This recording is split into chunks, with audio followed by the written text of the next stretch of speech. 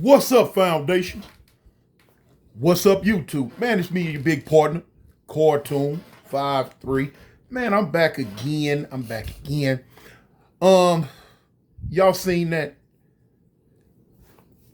dude in prison pouring out all his little goodies onto the floor, just called store. Now, for y'all who ain't never been to prison, on store day like that, when you get your little bag, if you was fortunate enough to have some money, if you was fortunate enough to have somebody look out for you, send you somewhere you could, you know what I'm saying? On the day that you get your little bag, man, that's one of your best days in prison, man. That means so much to us. That means so much to a dude locked up in prison. Whereas people on the street, they take it for granted. They don't care nothing about no Ritz crackers or no soups, cookies, and chips and all of those little stuff, a little summer sauce or something. That stuff, you walk in Walmart, you don't even look at it. You walk in a gas station or liquor store or something, you don't even look at that, man.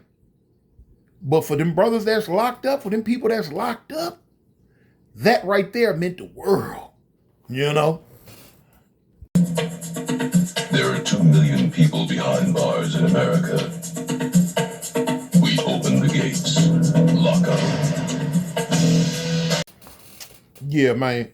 This video right here is going to be about my first day when I walked inside the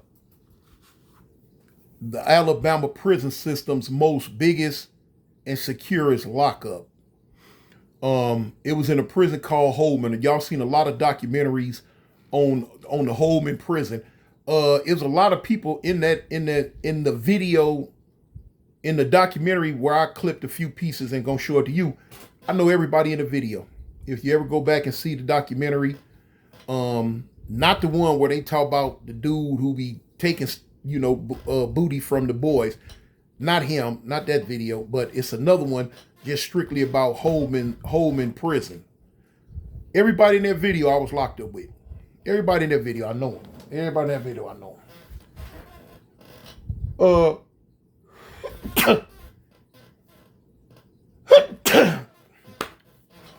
As the video goes on, you're going to see clips of the warden Grant Culliver.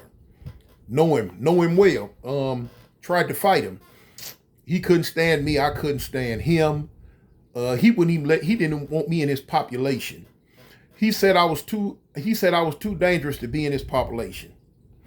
I'm gonna elaborate on that as I go.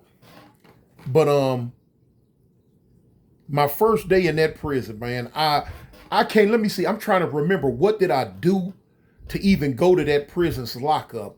I know it was gang related. It was every time they locked me up, 9 times out of 10, man, almost. It was always something that was gang related. Alabama prison system didn't like the level of gang activity I brought to it. Now, they was already banging when I got here. It ain't like I started them. They was already banging when I got here. But I brought an intensity. I brought an intensity to this Crip thing in the Alabama prison system that they hadn't seen. Now, they had some riders. Man, I met some riders. But you know what I'm saying? It's a difference in having the heart to do damage versus having the heart to do damage and then having somebody to guide you on how to do that damage. See, that was me. I was the guidance. And the Alabama prison administration, they did not like it. They locked me up every chance they got, every time a Crip did something. It got to the point to where Crips did something on the other side of the prison that I hadn't even been there and a lot of times didn't know nothing about. They come lock me up. Then it got so bad, man, it got to the point to where if Crips was cutting up real bad in other prisons, they would lock me up. That's how bad it got. Man, man, come on. They got to the point to where, man, the warden, when I was in other maximum security prison called West Jefferson, I was in lockup and the warden came to me and said, man, we gonna send you to the feds. The Alabama state prison system, we don't want nothing else to do with you. You know what I'm saying? And the reason why that was because I was in lockup one time, and when I went to what they call SEG board to get out of lockup, they told me no, my influence was too much over the gang. And I told them, I said, well, if that's the case, you might as well let me out, because me being back here in this lockup don't stop nothing. And they didn't believe what I said. And I told them, I said, okay, well, watch, this and this and this gonna happen on this day. And it happened. They thought I wasn't able to get messages out. They thought I wasn't able to, talk to the lokes. And it is. That's when they said, okay, now, it was like a scene from, what was that movie with Denzel Washington when he played Malcolm X? When they was out there in front of the police, and he like, and everybody, boom, and the white police say, that's too much power for one black man. That's how they was viewing me in the Alabama prison. Then they got wind that I had started a prison organization. I tried to bring Blue Note to the Alabama prison system because I was, I'm a Blue Note. And the powers that be back in Cali, they weren't really feeling that. I couldn't get permission to do that. So what I did was I just started my own group called COD, Crip or Die. And as of right now today, that is probably, matter of fact, that is probably the biggest in-prison organization in the state of Alabama.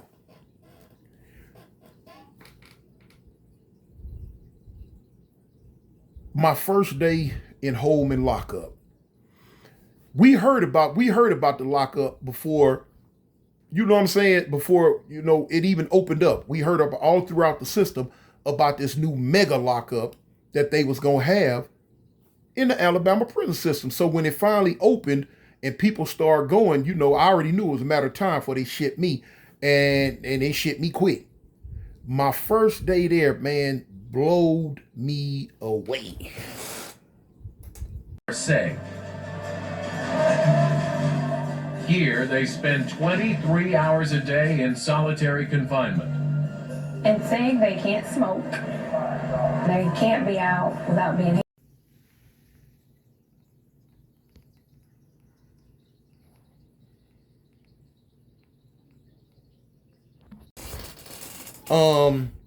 It was three tiers up. Down this main hallway, you had 3 tiers up, going up, 3 tiers up. Then you can bend the corner and go down that hall, 3 tiers up, 3 tiers up. I think it held about 300, 400 people, something like that. Food was horrible. We would come outside for 1 hour a day. And outside they had, like in Cali, how they have like the holding cages that, fit one person. Whatever you gonna do on the yard, that's where you do it at. Your exercises, burpees, talking to whoever, you know what I'm saying? And it was row upon row upon row of cages, man. And we would come out in the morning, get in your cage and go to busting down, exercise, and do whatever you're gonna do. Come back in. Only other thing you might have had to look forward to was shower, if it was on shower day, because we did not shower every day. One of the things that tripped me out was how tight it was to get out, of your tray slot to be able to get messages out. Listen, y'all, this was a lockup that was built to shut you in. It was built to shut you in. It was, most jail cells, you can like peep and have a little crack through the side of the door to slide something through, or peek up down the hall, or slide a little piece of paper under. No, a piece of paper wasn't even going under the door, through the side of the door. They had to open your tray slot just to get you your mail. It was bad. Some cells, you might have was able to get a piece of paper up under the door, but most of the cells you couldn't. And a lot of dudes, they wanted the cells where paper could go up on the door because it was a certain thing that we would do to, like, it was a certain way that you can hook and fish and pull it in. You put a piece of paper up under your door. You take some string You take some thread out your underwear. You take the thread out your underwear. This is a tedious, but now in prison, this is what we do. You take the thread out your underwear. You take something that's heavy. What we would do, we would take a picture, because you don't got nothing in the cell. You don't have nothing in the cell. You are, man, but now you have your personal photos, and you can only have 7 or 8 of those. You drill a little hole in your picture. You put the thread through there. You tie a knot on it, and what you would do, you put a piece of paper under the door, and where the tray slot is it's little thin openings in the tray slot. You would take the paper, you would slide it through the tray slot, your picture, and let it fall down. And when it landed on top of the piece of paper that you had up under the door, you would slide it, you would try to pull it in the best you can and try to get that thin little picture up under the door. You would reach out with your paper, you try to fish it in, pull it in. Once you pull that in, you pull it in. That way it's pulling the string from the middle down, and it's pulling back up under the door to where, boom, now you have it. Now you have it hooked. You got it hooked to where you can take the string that's up top where the tray slider is and push it around and push it around. And it's a locking mechanism that pulls down. And you pull it through, and you pull that thread through, and it's gonna hook on that locking mechanism. And up under the door, you pull it and push it up top, and you pull it. Bing, bing, bing, bing, bing, bing, bing. Your tray slot gonna come open. Now the police don't even come on the tier that much. So if you look up and you're able to get your tray slot open, hey, you better enjoy it while you can, because when they do come through, they gonna lock it. So and it took me a couple of days to learn that. My first day there, man, I get off the bus and we coming in.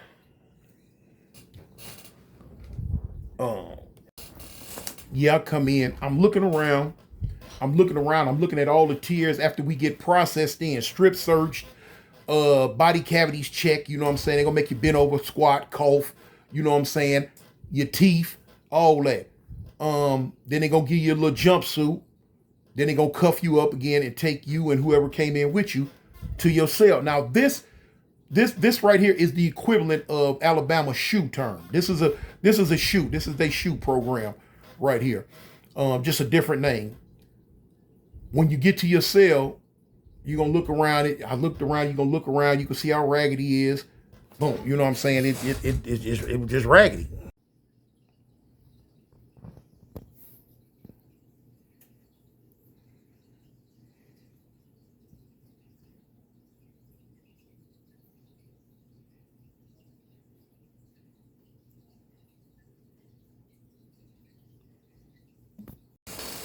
My bad. So anyway, if somebody you can't even, it's hard to talk. You know, most lockups, you can scream out the door, you can scream and holler, scream up down the tier, all this and that. No, this is a lockup where you finna learn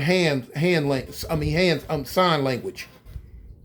This is a spot where you finna learn sign language, because all that hollering you doing, it's like these cells are almost soundproof.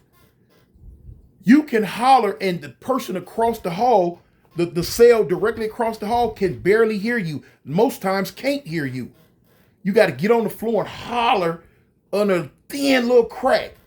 And the only person gonna hear you is the person across. But it's cells lined all the way up. The windows in the cells are about that wide.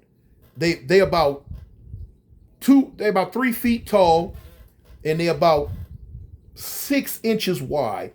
And you could come look out that little bitty crack in the wall, because that's all it is, a crack in the wall, to see whatever you're going to see. And depending on what side of lockup you in, is going to dictate when you look out your window, what you see.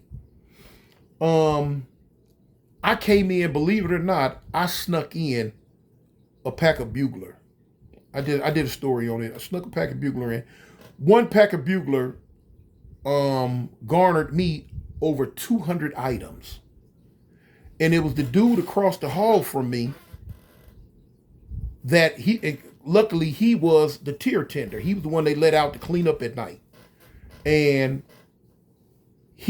got at me in sign language. Luckily, I knew sign language because, you know, and that was one of our mainstays when I was in the California prison. You know what I'm saying? We're gonna learn Swahili, and we was gonna learn sign language. You know what I'm saying? Do certain little things, you know? So when he asked me, did I know it? I'm like, I signed back to him, yeah. And he asked me, you got a cigarette? I told him, at first I didn't trust him. Then I trusted him. I'm like, yeah, I got a pack. He said, he said, what you want for it? I'm like, man, what can I get? He said, man, you get you some items.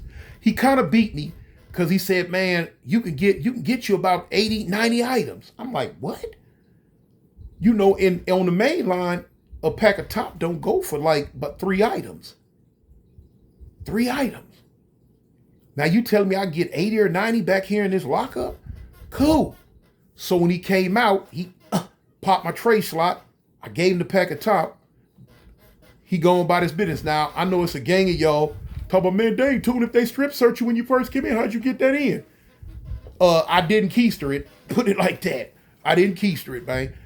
Basically what I did was when I was getting undressed, I threw it on the floor and just threw my clothes on top of it, and it slipped through like that. I took a chance. I had 12 packs when I first got there. I wish I could have kept all of them, but I was able to get one in. But anyway, as the night went on, as he was sweeping and cleaning the tier, every time he come back down the tier, he was like, he'd knock on the boom, boom, boom. He just throwing stuff through the tray slot, chips, cookies, donuts, summer sausages, soups, candy bars, all type of stuff. It's just hitting the flow, hitting the flow, hitting the flow. Boom, boom, boom, boom, boom. I'm like, all right. So when it got to 80, like, there you go, you straight? I'm like, yeah, man, that's what's up. Man, he went in his cell and got a laundry bag. You know, fishnet laundry bag, throwed it over his shoulder. He steadily cleaning up. When he locked down that night, this fool had a laundry bag so full of commissary, so full of zoom, zoom, wham, whams, wing, wings, and wang, wangs, that I was like, dang, he couldn't even carry it. And the cold part about it, he made 2 trips like that. I'm like, man, where you get, you know what? So, you know, that's when he went on. And I didn't know the cat. He was out of Mobile. Dude named Molet. If anybody out there named Molet, no Molet out of Mobile, that's what I'm talking about. But anyway, he was cool. He worked me because I didn't know he can get up to 200 items. So he gave me 80 and he walked off with 120. But I didn't realize what took place till, you know, later on. But I was so cool with it, I turned that 80 into 800. That's another story. But it was. I'm thinking it was gonna be something that was horrendous. The food was nasty, cells were small and ugly. But the thing is, I was used to it, man. I was used to it. They sent me there thinking they was gonna break me, not knowing. I come from the California prison system. Man, I done did several s.h.u terms. I've been in lockup, I've been in the hole in every prison I ever been in. You know, so doing lockup time wasn't nothing to me. When I first started out juvenile hall. After a minute, I was cutting up. They put me in the lockup unit called XY in Central Juvenile Hall. I had the program back there. When I went to Y, they put me in the lockup programs because I was always messing up. Just a zip-zap fool, y'all. So when I went to this little old whole program they had in Alabama, they swarping down. They was dragging me over hot coals. Now, homie, I'm a soldier. Straight soldier. You know? But, so yeah, look.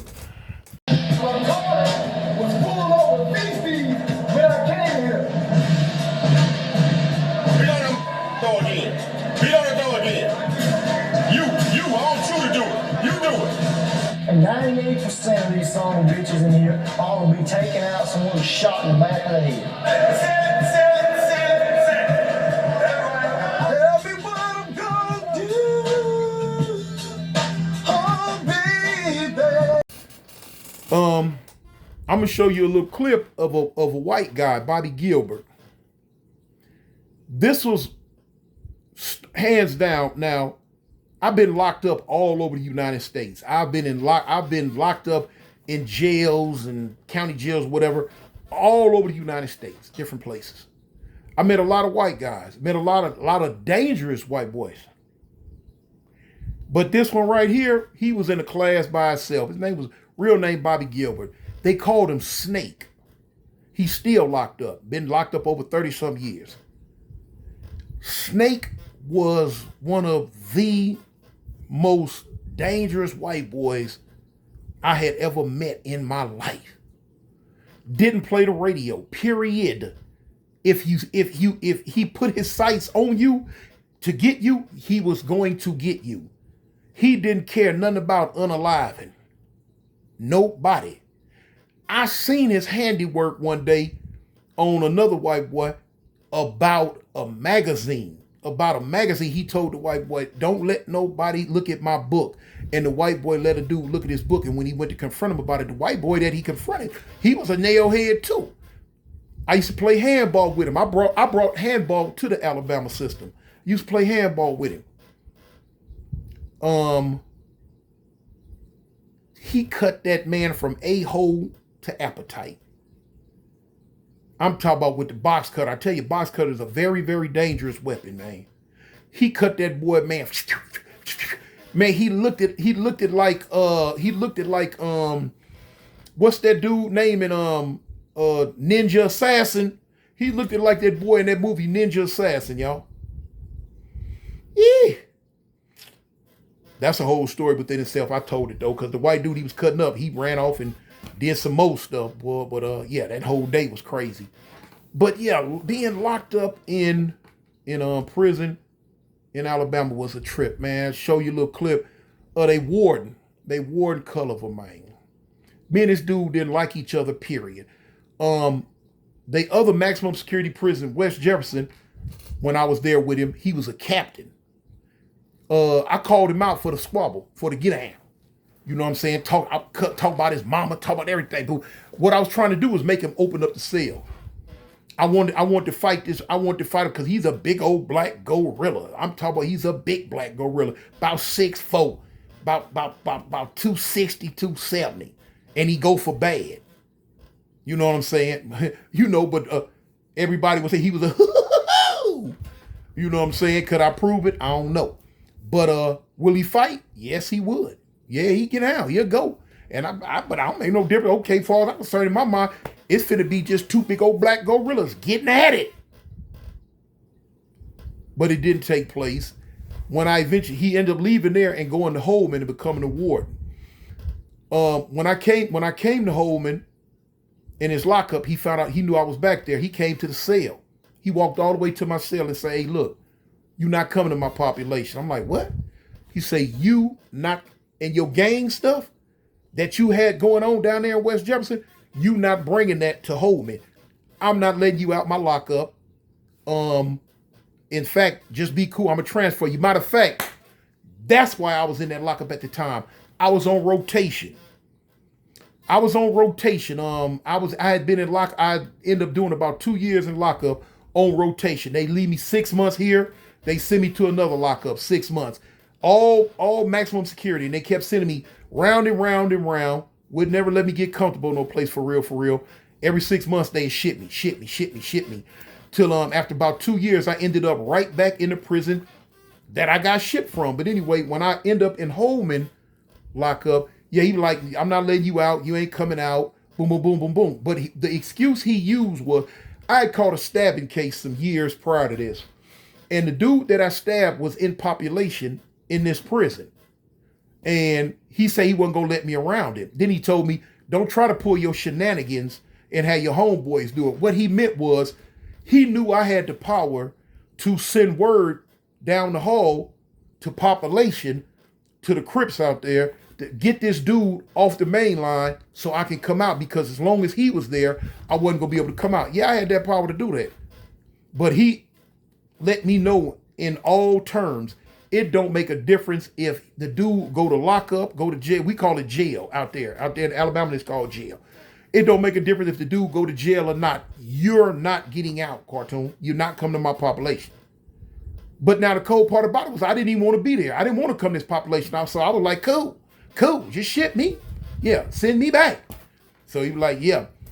But so that was my extent with the fool Culliver, man. This is a little clipping of him, you know. Piece of metal or something, file it down on concrete. You don't need it, it ain't gotta be sharp, you know, it's just gotta have a point. Put your hand on it and do what you need to do.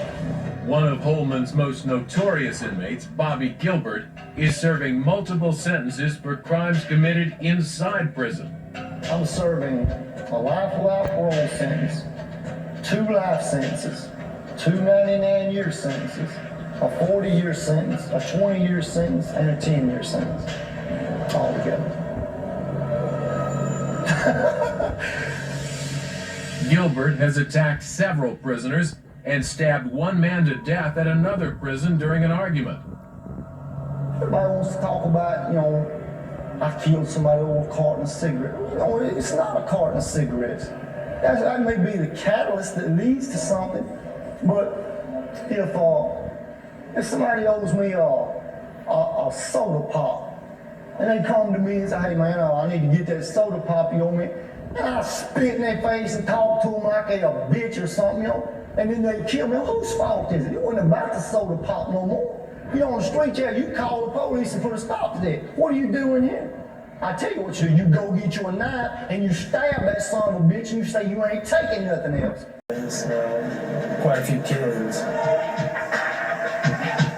It's not like working at a Walmart. Since becoming the warden at Holman, Grant Culliver has tried to steer the prison away from its violent past. Yeah, that's him, man. That lockup, Alabama prison system, man. But anyway, I got a little bit more footage of different stuff to show y'all. But on the whole, that this prison in Holman, this Holman prison, that lockup in Holman prison was supposed to be there. But now I was in deep lockup in West Jefferson called s.h.u. or s.h.u. You only got 4 cells up, 4 cells down.